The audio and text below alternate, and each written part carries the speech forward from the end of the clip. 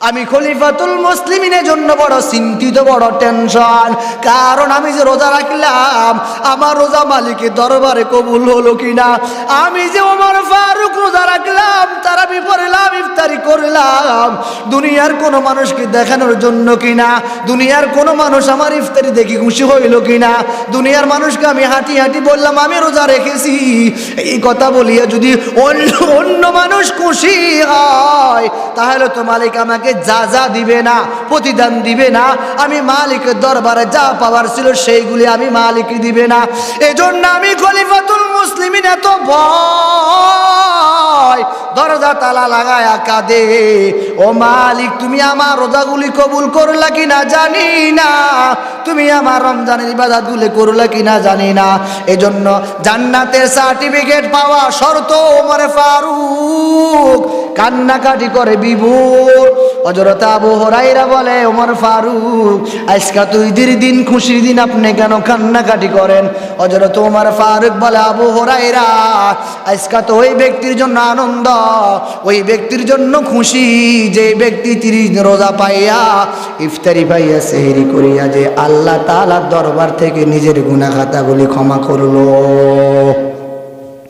তার জন্য বড় খুশি, তার জন্য বড় আনন্দ। ও আব্বাজান, ও পর্দার আড়ালের মা, আজ তো মাঝে মাঝে দেখা যায় মশার ভয়ে মশারি লাগাই ঘুমাও। ওই কবরে চিন্তা করি দেখো, ওই কবরে মশারিও নাই, বন্ধুও নাই, ওই কবরে বাতিও নাই, সাথীও নাই, কেউ নাই। তো ওই কবরে যে যাইবা একটু চিন্তা করে দেখো, কি নিয়ে গেলে কবরটা বড় শান্তির বাগান হবে। আজ তো মাঝে মাঝে যখন আমরা গরম লাগে আবার ফ্যান লাগাই ঠান্ডা করি, কিয়ামতের ময়দানে হাসরের দিন, ওই দিন কেউ কার কি হালত হবে। আম্মা জান আয়েশা সিদ্দিকা রাদিয়াল্লাহু তাআলা আনহু বলেন, নবী কিয়ামতের ময়দানে সকল মানুষ উলঙ্গ হয়ে উঠবে। আম্মা জান ডাক দিয়া বলে, ও নবী একটু বলেন তো, কেউ কাউকে দেখবে না? সবাই যদি উলঙ্গ হয়ে ওঠে, ওইখানে কেউ কি কারো দিকে তাকাবে না? আল্লাহ পাকের হাবিব বলেন, ও আয়েশা কিয়ামতের ময়দানে এমন হালত, সবাই উপরের দিকে তাকায়া থাকবে, নিচের দিকে তাকানোর কোনো কারো সুযোগ হবে না রে আয়েশা।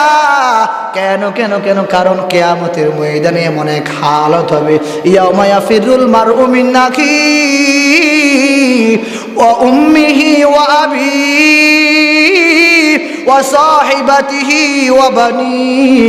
ওই কিয়ামতের ময়দানে দুনিয়াতে যখন এক ভাই আরেক ভাইয়ের সাথে বিভিন্ন লাইনে ঝগড়া ফাসাদ করে থাকে, তো ঝগড়া ফাসাদ করে থাকলো, হঠাৎ করে কোনো ভাইয়ের সাথে যদি কোথাও কারো কোনো সমস্যা হয়, হঠাৎ করে ওই ভাই সামনে যাইয়া বলে, সাবধান, একে মারবে না, এ আমার ভাই। দুনিয়াতে যখন এক ভাই আরেক ভাইয়ের সাথে ঝগড়া করে, যদি অন্য জায়গায় কোনো সমস্যা হয়, তো ভাইয়ের সামনে যাইয়া দাঁড়ায়, সাবধান সাবধান, আমার ভাইকে মারতে পারবি না, কারণ হলো এটা আমার ভাই, একে মারার কোনো ব্যবস্থাপনা নাই। আল্লাহ তাআলা কোরআনের ভিতরে বলেন, ও মানুষ, এই কিয়ামতের ময়দানে তোর ভাই তোর থেকে পলায়ন করবে। মা সন্তানের পরিচয় দিবে না, সন্তান মায়ের পরিচয় দিবে না, স্ত্রী পরিচয় দিবে না, কেউ কারো কোনো পরিচয় দিবে না। ওই দিন এমন এক হালত হবে আয়েশা, সকল উলঙ্গ হয়ে থাকবে। ওই উলঙ্গ অবস্থায় কেউ কারো দিকে তাকাইবার কোনো সুযোগ হবে না। দুনিয়াতে তো মশারির ভয়ে মশারি লাগায় ঘুমায় রে বাবা। তো ওই যে কিয়ামতের ময়দানে কবরের ভিতরে, ওই যে কবর আনা বাইতুল ওয়াহদা, কবর বলে মানুষ আমি একাকির ঘর, আনা বাইতুল যুলমা, ও দুনিয়ার মানুষ আমি কবর, অন্ধকার ঘর, আমার কবরে কেউ নাই, কেউ নাই। আমার কবরের ভিতরে পোকামাকড় সাপ বিচ্ছুর ঘর, ওই কবর আসবা, ঈমান নিয়ে আসিও। আলহামদুলিল্লাহ আলহামদুলিল্লাহ নাহমাদুহু ওয়া নাস্তাঈনুহু ওয়া নাস্তাগফিরুহু ওয়া নাউযু বিল্লাহি মিন শুরুরি আনফুসিনা ওয়া মিন সাইয়্যাতি আ'মালিনা। من يهد الله فلا مضل له وما يضلل فلا هادي له ونشهد أن لا إله إلا الله وحده لا شريك له لا ضد له ولا ند له ولا مثل له ونشهد أن سيدنا وسندنا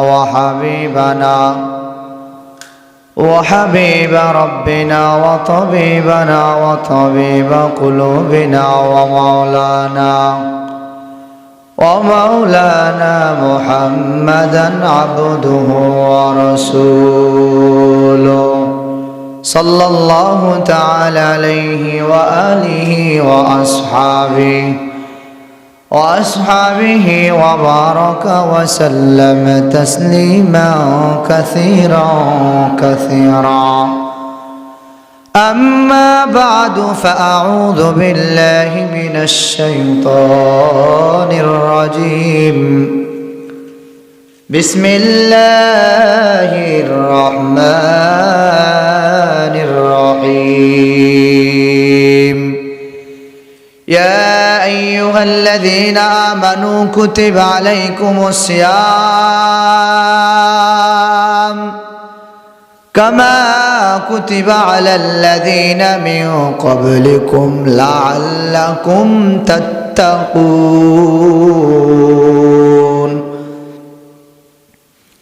وقال رسول الله صلى الله عليه وسلم الصوم لي وأنا أجزي به أو كما قال عليه الصلاة والسلام اللهم صل على محمد وعلى آل محمد كما صليت على إبراهيم وعلى آل إبراهيم إنك حميد مجيد اللهم بارك على محمد وعلى آل محمد كما باركت على إبراهيم وعلى آل إبراهيم إنك حميد مجيد उल्फत में बराबर के वफा हो के जफा हो उल्फत में बराबर के वफा हो के जफा हो हर चीज में लज्जत है अगर दिल में मजा हो हर चीज में लज्जत है अगर दिल में मजा हो दुनिया में हो दुनिया का तलबगार नहीं हो बाजार से गुजर हो खरीदार नहीं हो बाजार से गुजर हो खरीदार नहीं हो तू मर्द मुसलमान हो तू मर्द मुसलमान एक हाथ में तलवार एक हाथ में कुरान एक हाथ में तलवार एक हाथ में कुरान अल्हम्दुलिल्लाह अल्लाह ताला दरबारे लाखों कोटी शुक्रिया যিনি অত্যন্ত দয়া মায়া করে স্নান করে ভালোবাসে দুনিয়াবি সকল কাজকর্ম থেকে ফারেক করে জান্নাতের বাগানে দিনী পরিবেশে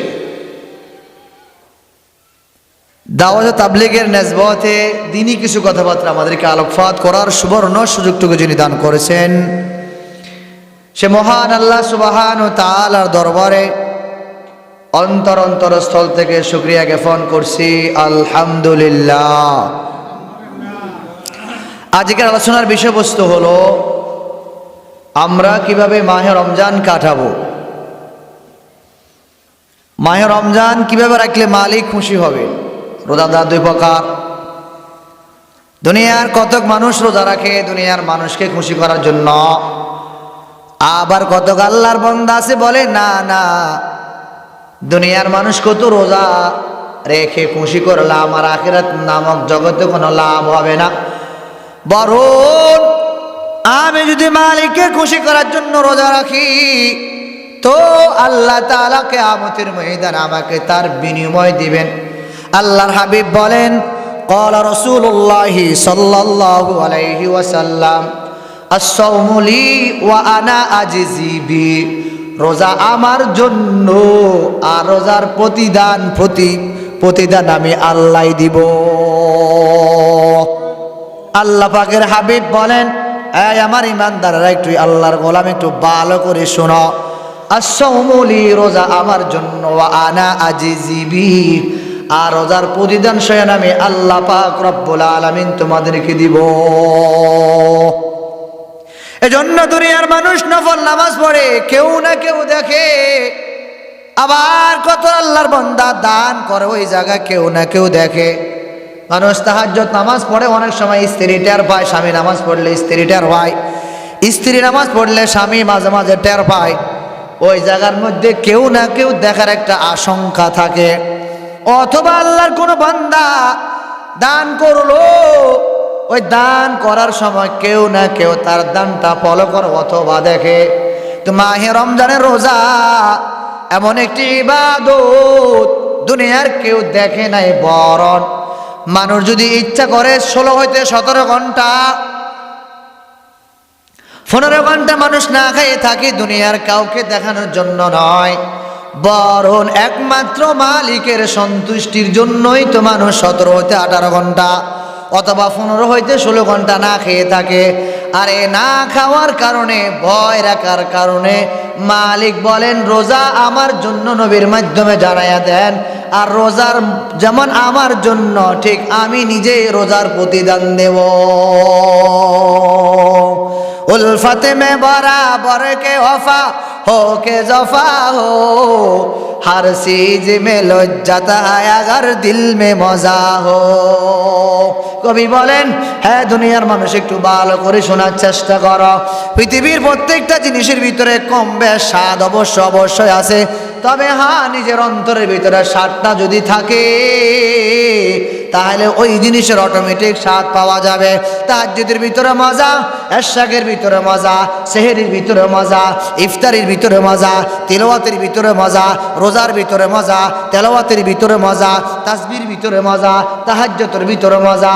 এই আব্বাজান, এই মজা পেতে হলে আমাকে একমাত্র এই মাহে রমজানের সমস্ত রকমের গুনাহ থেকে নিজেকে মুক্ত রাখতে হবে। রমজান মাস দামি মাস, রমজান মাস কোরআনের মাস, রমজান মাস ইবাদতের মাস, রমজান মাস মুমিনের মাস, রমজান মাস আল্লাহ পাকের পাওয়ার মাস, রমজান মাস গুনাহ মুক্তির মাস, রমজান মাস অন্য খারাপ কাজ থেকে বেঁচে থাকার মাস। এ মাহে রমজানে রোজা রাখবা, দুনিয়ার কোন মানুষকে খুশি করার জন্য নয়, একমাত্র রোজা রাখবা ওই মালিককে খুশি করার জন্য। আর রোজা যদি মালিকের খুশির জন্য হয়, মালিক বলেন আমার জন্য রাখবা, আমি খুশি হইয়া তোমাকে জান্নাত দিয়া দিব। জান্নাত দুজক সে ইয়া রব क्या करो, आरज़ू है मैं तुझे देखा करो, हुरे गलमा जितनी नेमत है तू, सबसे बेहतर नेमते दीदार तू। কত আল্লাহর বান্দা এই রোজাকে বলে আমার জন্য রোজা বড় নিয়ামত, আবার কত আল্লাহর বান্দা বলে আমার জন্য রোজা বড় কিয়ামত। কার জন্য রোজা নিয়ামত? ওই সকল আল্লাহর বান্দা বান্দির জন্য নিয়ামত যারা বলে আমি আল্লাহ ওই বাকি 11 মাস আমি নফল নামাজ পড়তে পারি নাই, আপনার হুকুম আহকামগুলি আমি পরিপূর্ণ আদায় করতে পারি নাই। ও দয়ার মালিক, আমি এই রমজান পায়া আপনার দরবার আকুতি করলাম। ও আল্লাহ, আপনার দরবার আমি দরখাস্ত করলাম। ও মালিক, বাকি মাসগুলি আমি আপনার হুকুম আহকাম পরিপূর্ণ আদায় করতে পারি নাই। অন্য অন্য মাসে 5 ওয়াক্ত নামাজ আমি পড়তে পারি নাই। অন্য অন্য মাসে আমি মেসওয়াক ঠিক মতো আদায় করতে পারি নাই। অন্য অন্য মাসে আমি আজান দেওয়ার পর মসজিদে এসে আমি নামাজ কালাম আদায় করতে পারি নাই। অন্য অন্য মাসে আমি দান সদকা বেশি করে করতে পারি নাই। অন্য অন্য মাসে আমি যাবতীয় ইবাদতগুলি ভালো করে করতে পারি নাই। আল্লাহর দরবারে 2টি হাত তুলে যদি মালিককে বলো, ও আল্লাহ তুমি আমাকে ক্ষমা করে দাও, এই মাহে রমজানে আমি নিয়ত করলাম 5 ওয়াক্ত নামাজ পড়ব, ঠিক মতো সেহরি খাবো, ঠিক মতো আমি ইফতারি করব, ঠিক মতো 30 দিন আমি রোজা রাখার চেষ্টা করব। আল্লাহ তাআলা আল্লাহ তাআলা করে যদি একটু দরখাস্ত হইয়া বলো, ও আল্লাহ আমি নিয়ত করলাম, ক্বালা রাসূলুল্লাহ সাল্লাল্লাহু আলাইহি ওয়াসাল্লাম ইন্নামাল আমালু বিন্নিয়াত, আল্লাহর নবী বলেন সমস্ত কাজ নিয়তের উপর নির্ভর করে, নিয়ত করবা। ও আল্লাহ আমি আপনার দরবারে নিয়ত করলাম 30 দিন আমি ঠিক মতো নামাজ কালাম আদায় করব, সেহরি আমি ঠিক মতো আদায় করব, ইফতারি আমি ঠিক মতো আদায় করব, তারাবি আমি ঠিক মতো আদায় করব। আল্লাহর দরবারে যদি বলো, মালিক তোমার আমার নিয়তটা পুরা করিয়া এইতবারে মাহে রমজান ইবাদতের বরকতে আল্লাহ পাক রব্বুল আলামিন অন্য অন্য মাসের ঘাটতিগুলি মালিক পুরা করিয়া দিবে। সুবহানাল্লাহ। এজন্য আমি যদি ভালো কাজ যদি করতে পারি আমার জন্য আনন্দ। হযরত ওমর ফারুক খলিফাতুল মুসলিমিন রাদিয়াল্লাহু তাআলা আনহু ঈদের দিন দরজা তলা লাগায়া হঠাৎ করে কান্না বিভোর। হযরত আবু হুরায়রা ডাক দিয়া বলে, ওমর ফারুক আজকে তুই ঈদের দিন, আপনি কেন কান্নাকাটি করেন? খলিফাতুল মুসলিমিন ডাক দিয়া বলে, আবু হুরায়রা ওই ব্যক্তির জন্য আনন্দ, ওই ব্যক্তির জন্য খুশি যে ব্যক্তি 30 দিন রোজা রাখলো, ইফতারি করলো, সেহরি খেলো, এই 30 দিন রোজা রাখিয়া নিজেকে আল্লাহ তাআলার দরবার থেকে সে মাফ চেয়ে নিল, ওই ব্যক্তির জন্য বড় খুশি, ওই ব্যক্তির জন্য আনন্দ। আমি খলিফাতুল মুসলিমিনের জন্য বড় চিন্তিত, বড় টেনশন, কারণ আমি যে রোজা রাখলাম আমার রোজা মালিকের দরবারে কবুল হলো কিনা। আমি যে ওমর ফারুক রোজা রাখলাম, তারাবি পড়লাম, ইফতারি করলাম, দুনিয়ার কোনো মানুষকে দেখানোর জন্য কিনা, দুনিয়ার কোনো মানুষ আমার ইফতারি দেখি খুশি হইল কিনা, দুনিয়ার মানুষকে আমি হাঁটি হাঁটি বললাম আমি রোজা রেখেছি, এই কথা বলিয়া যদি অন্য মানুষ খুশি হয় তাহলে তো মালিক আমাকে যা যা দিবে না, প্রতিদান দিবে না, আমি মালিকের দরবারে যা পাওয়ার ছিল সেইগুলি আমি মালিকই দিবে না। এজন্য আমি খলিফাতুল মুসলিমিন এত ভয়, দরজা তালা লাগায়া কাঁদে, ও মালিক তুমি আমার রোজাগুলি কবুল করলা কিনা জানি না, তুমি আমার রমজানের ইবাদতগুলি করলা কিনা জানি না। এজন্য জান্নাতের সার্টিফিকেট পাওয়া শর্ত ওমর ফারুক কান্নাকাটি করে বিভোর। হযরত আবু হুরায়রা বলে, ওমর ফারুক আজকে তো ঈদের দিন, খুশির দিন, আপনি কেন কান্নাকাটি করেন? হযরত ওমর ফারুক বলে, আবু হুরায়রা আজকে তো ওই ব্যক্তির জন্য আনন্দ, ওই ব্যক্তির জন্য খুশি যে ব্যক্তি 30 দিন রোজা পাইয়া, ইফতারি পাইয়া, সেহরি করিয়া যে আল্লাহ তাআলার দরবার থেকে নিজের গুনাহ খাতাগুলি ক্ষমা করলো, তার জন্য বড় খুশি, তার জন্য বড় আনন্দ। ও আব্বাজান, ও পর্দার আড়ালের মা, আজ তো মাঝে মাঝে দেখা যায় মশার ভয়ে মশারি লাগাই ঘুমাও, ওই কবরে চিন্তা করি দেখো, ওই কবরে মশারিও নাই, বন্ধুও নাই, ওই কবরে বাতিও নাই, সাথীও নাই, কেউ নাই। তো ওই কবরে যে যাইবা একটু চিন্তা করে দেখো, কি নিয়ে গেলে কবরটা বড় শান্তির বাগান হবে। আজ তো মাঝে মাঝে যখন আমরা গরম লাগে আবার ফ্যান লাগাই ঠান্ডা করি, কিয়ামতের ময়দানে হাসরের দিন, ওই দিন কেউ কার কি হালত হবে। আম্মা জান আয়েশা সিদ্দিকা রাদিয়াল্লাহু তাআলা আনহা বলেন, নবী কিয়ামতের ময়দানে সকল মানুষ উলঙ্গ হয়ে উঠবে। আম্মা জান ডাক দিয়া বলে, ও নবী একটু বলুন তো, কেউ কাউকে দেখবে না, সবাই যদি উলঙ্গ হয়ে ওঠে ওইখানে কেউ কি কারো দিকে তাকাবে না? আল্লাহ পাকের হাবিব বলেন, ও আয়েশা, কিয়ামতের ময়দানে এমন হালত, সবার উপরের দিকে তাকায়া থাকবে, নিচের দিকে তাকানোর কোনো কারো সুযোগ হবে না রে আয়েশা। কেন কেন কেন? কারণ কিয়ামতের ময়দানে এমন এক হালত হবে, ইয়াউমা ইয়াফিরুল মারউ মিন আখিহি ওয়া উম্মিহি ওয়া আবিহি ওয়া সাহিবাতিহি ওয়া বানি। ওই কিয়ামতের ময়দানে দুনিয়াতে যখন এক ভাই আরেক ভাইয়ের সাথে বিভিন্ন লাইনে ঝগড়া ফাসাদ করে থাকে, তো ঝগড়া ফাসাদ করে থাকলো, হঠাৎ করে কোনো ভাইয়ের সাথে যদি কোথাও কারো কোনো সমস্যা হয়, হঠাৎ করে ওই ভাই সামনে যাইয়া বলে, সাবধান, একে মারবে না, এ আমার ভাই।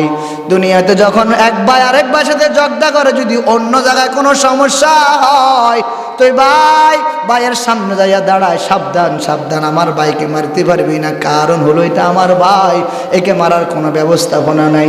আল্লাহ তাআলা কোরআনের ভিতরে বলেন, ও মানুষ, এই কিয়ামতের ময়দানে তোর ভাই তোর থেকে পলায়ন করবে।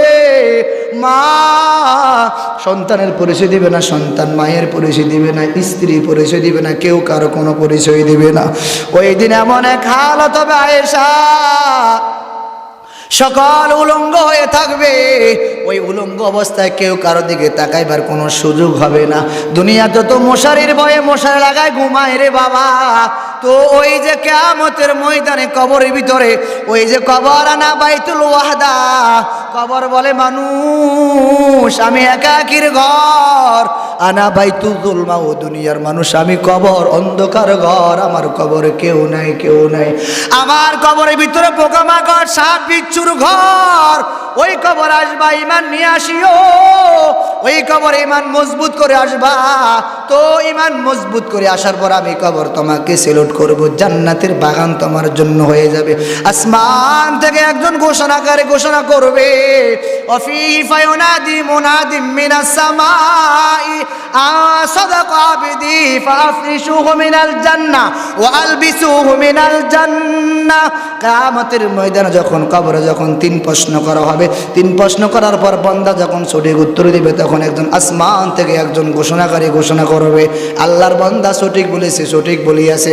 তখন এই কথা বলার পর অফিহি ফায়ুনাদি মুনাদিম মিনাস সামাই আসাদাকা আবদি ফাফরিশুহু মিনাল জান্নাতি ওয়া আলবিসুহু মিনাল জান্নাহ। তখন ঘোষণাকারী ঘোষণা করব, বান্দার গায়ের মধ্যে বেহেশতের পোশাক পরাইয়া দাও, বান্দার জন্য বেহেশতের বিছানা পরাইয়া দাও। এ মাহে রমজানের রোজা এত বড় এক নিয়ামত যে আল্লাহর বান্দা, অনেক বান্দাকে দেখা যায় ঠিক মতো রোজাগুলি রাখে না রে বাবা। অনেক টাকাওয়ালা পয়সাওয়ালা গরিবেরা একটু টের পাইবা, এই যে যারা অসহায় মানুষ, দৈনিক আনিক দৈনিক খায়, অনেক মানুষ এক বেলা খায় আরেক বেলা খেতে পারে না, তুমি একটু রোজা রাখি বুঝতে পারবা এই যে এক বেলা খানা না খাইলে কেমন কেমন অনুভব হয়। এজন্য তোমার দায়িত্ব পালন করবা। এজন্য মাহে রমজানের রোজা কোনোভাবে কোনো ক্রমে যাতে করে আমার থেকে না ছুটে। আল্লাহর হাবিব বলেন, যদি কোনো আল্লাহর বান্দা শরীয়ত সম্মত কোনো ওজর ছাড়া অসুস্থ হয়ে গেল, সে রোজা রাখতে পারে না, ভিন্ন কথা, কারণ আল্লাহর বান্দা এত অসুস্থ, রোজা রাখতে গেলে তার অসুস্থ বেড়ে যায়, সে রোজা রাখবে না, কোনো সমস্যা নাই, পরবর্তী সে রোজা রাখবে, তার কোনো সমস্যা নাই।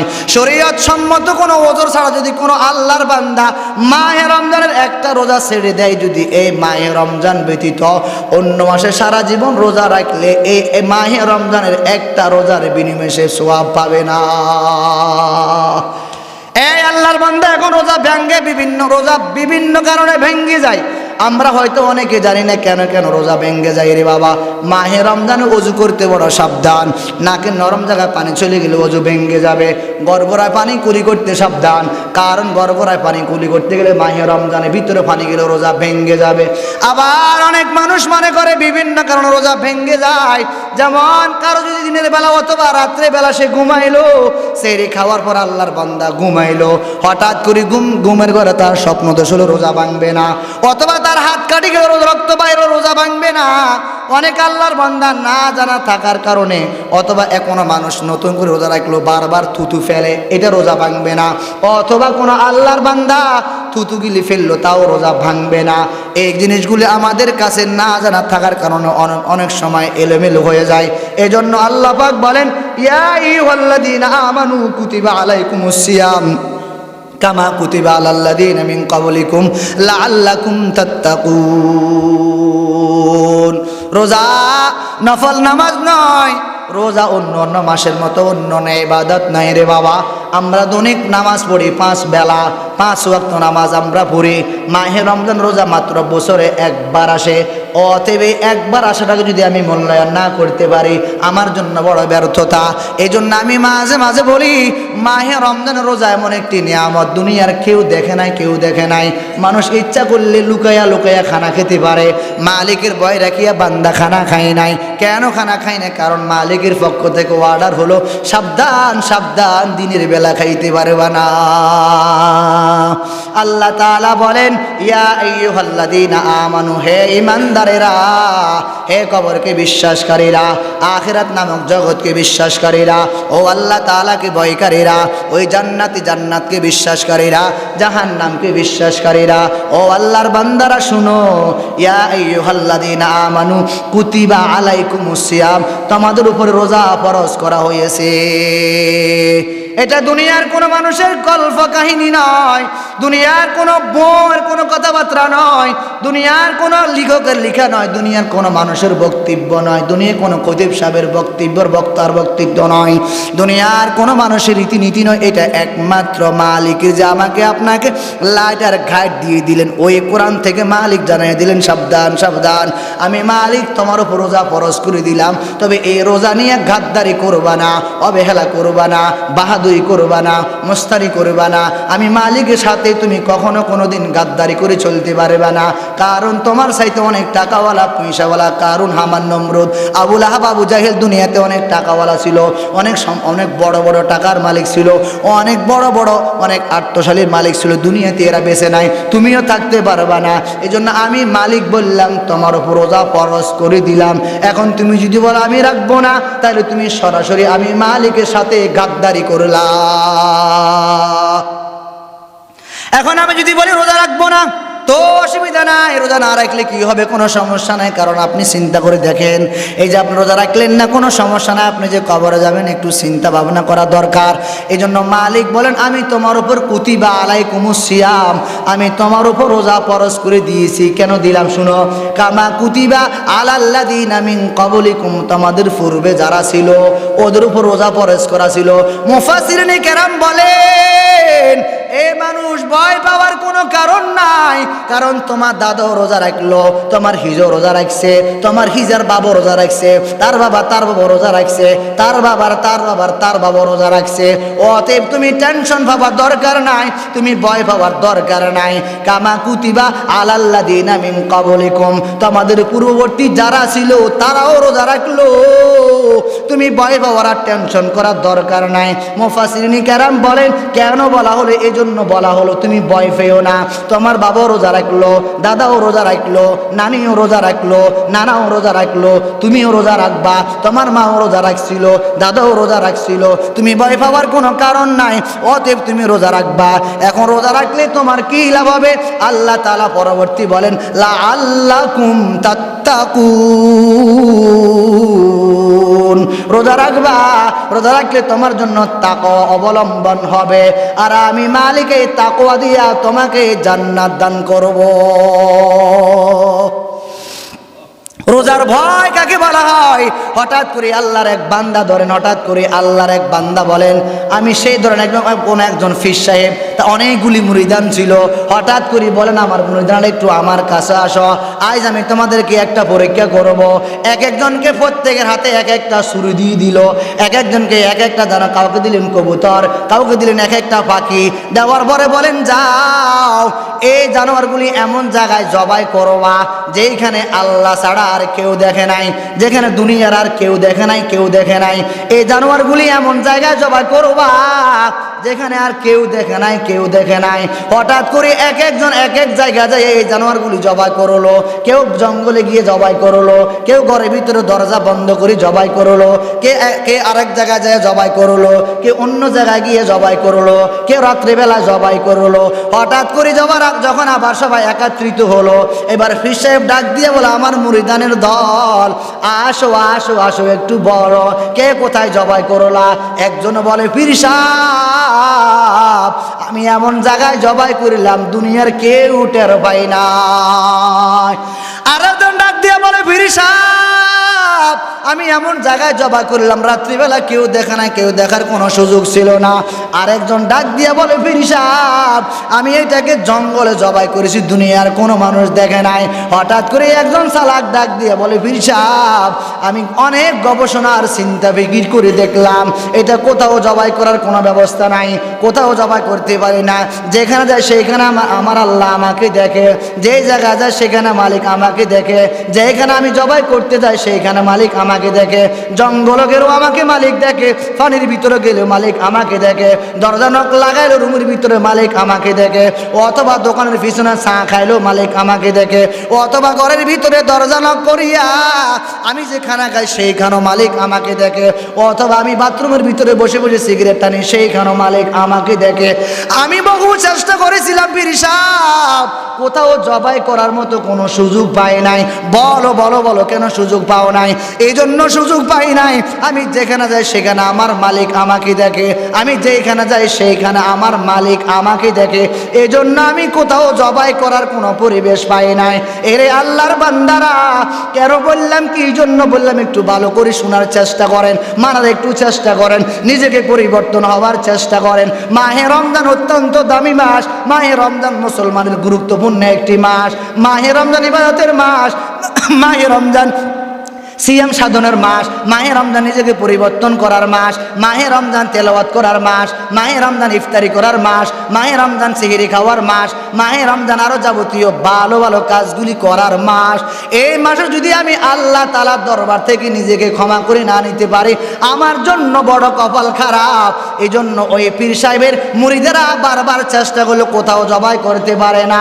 হঠাৎ করে যখন আবার পীর সাহেবের কাছে চলে আসলো, পীর সাহেব ডাক দিয়ে বলে, তুমিও ঠিক কাজ করেছ, আল্লাহ তাআলা যেখানে যায় সেখানে বান্দাকে দেখে, সিল্লা বলেন সুবহানাল্লাহ।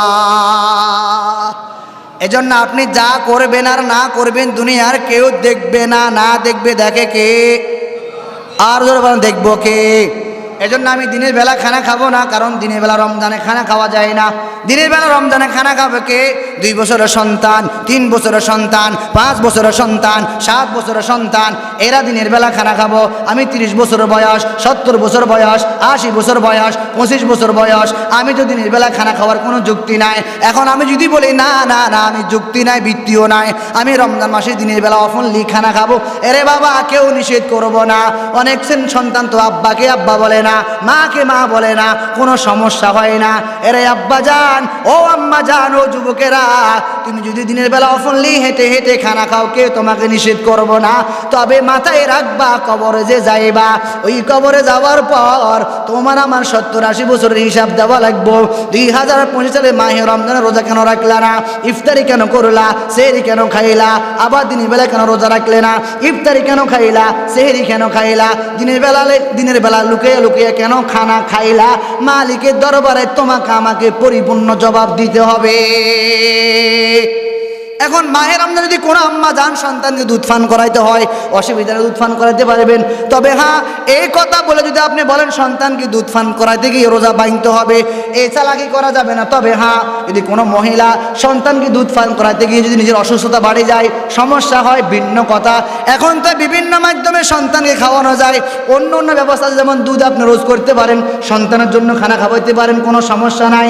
ইঞ্জেকশন দিতে পারবেন, কোনো সমস্যা নাই। তবে হ্যাঁ, অনেক ইঞ্জেকশনগুলি খাদ্যর, ওগুলো দেওয়া যাবে না। যে ইঞ্জেকশনগুলি আপনার খাদ্যর কাজ করে, ওগুলি দেওয়া যাবে না।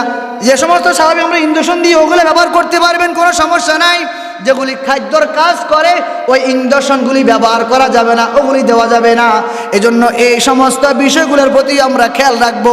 আল্লাহ পাক রব্বুল আলামিন যা বললাম শুনলাম, আমাদেরকে আমল করার তৌফিক দান করে, সিল্লা বলেন আমিন।